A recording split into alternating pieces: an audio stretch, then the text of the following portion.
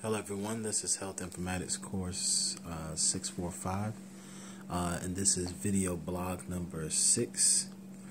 Tonight we're discussing the electronic health records and their risk as far as in a healthcare organization. So the first question was stated that electronic health records creates a number of risks in a healthcare organization. List them with examples and justify how you can resolve those issues. First and foremost, of course, like when the Institute of Medicine kind of came up with their report in 2001 and implementation of electronic health records started becoming more of a goal about 3 years later after President Bush kind of instituted that plan and kind of create the office of like the National Coordinator for Information Technology. The goals were definitely to adopt electronic health records and to develop an information exchange network to make sure that to protect the rights of patients and the safety and improvement of public health through like quality measurements, things of that nature were instituted. But that standardization was needed to kind of allow data transfer and to help with again the patient safety that was being negated in earlier times.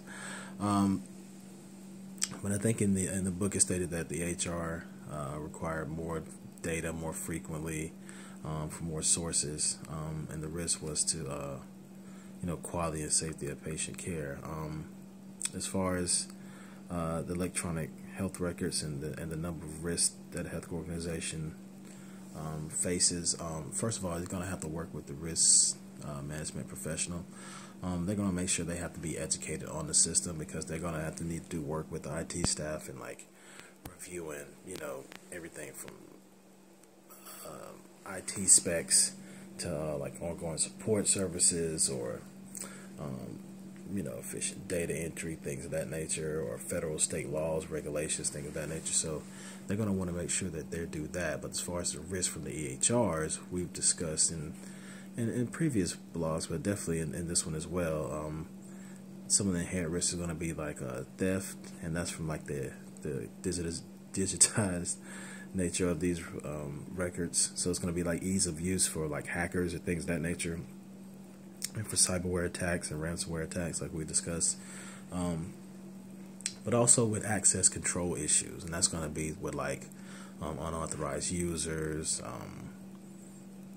access in unencrypted networks, inefficient software, default accounts with people leaving the organization and those accounts not being thoroughly checked. We have that a lot at our at my job. We have a lot of people when I go to look at like send emails to people and they have like similar last names, and I can say like, well, that person hasn't worked here in 4 years. Their name shouldn't even be on there. Just the information is just too vital for it to be sent to the wrong person. And I've actually done that by mistake myself, or sometimes a person's home or their personal email address would be linked to that account mistakenly, and so things of that nature are going to be risk as well as like ineffective backups for those systems. If your systems don't have like a restore plan or something like that, that's going to be an inherent risk because you don't have any backup plan. As far as resolutions, they definitely want to make sure they have better policies and procedures when it comes to regulating these EHRs. You want to make sure you have like proper audits, things of that nature.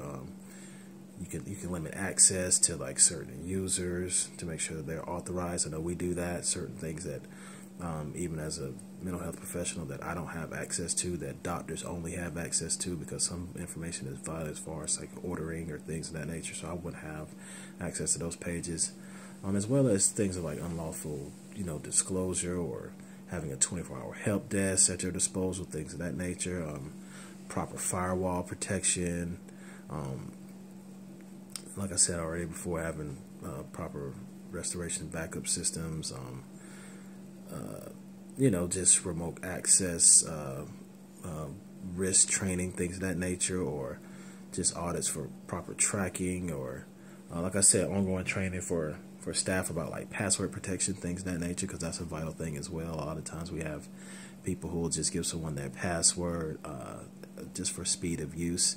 A quick example of that is we have at my institute, we're going over my time, but at my hospital we have older employees that came from buildings that were a little bit slower pace, or they don't have as good a knowledge of these new EHR systems like our newer staff, professional staff do, and sometimes they'll get staff to do certain things for them, or they'll leave their account open, or they'll just say, okay, well, you do that for me while I go check on this patient, and they're better with their bedside manners, but they're not as good or efficient with the digitized or electronic portion of the care, and so that could be a big issue as well. So I see that as well.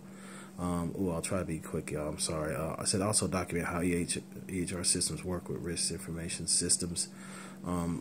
Basically, they work by collecting the information, or just collecting data in general. All right, it's going to be a data-driven process with the risk management information systems and the EHRs working together. And that goes for everything from like claims tracking, things of that nature, or it could be for like insurance adjustment issues, or even the administrative data that's going to be collected from like claims tracking when it comes to things like liability concerns and things of that nature, or workman's comp, things of that nature. And as far as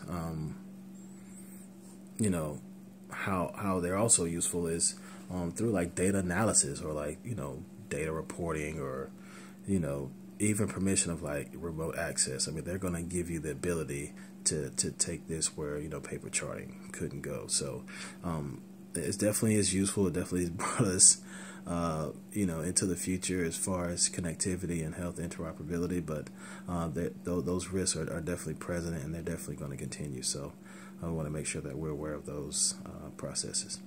Anyway, I kept y'all a few more minutes. Hope I answered everyone's questions, or the questions here appropriately. Thank you for your time, and look forward to talking to you soon. Thank you.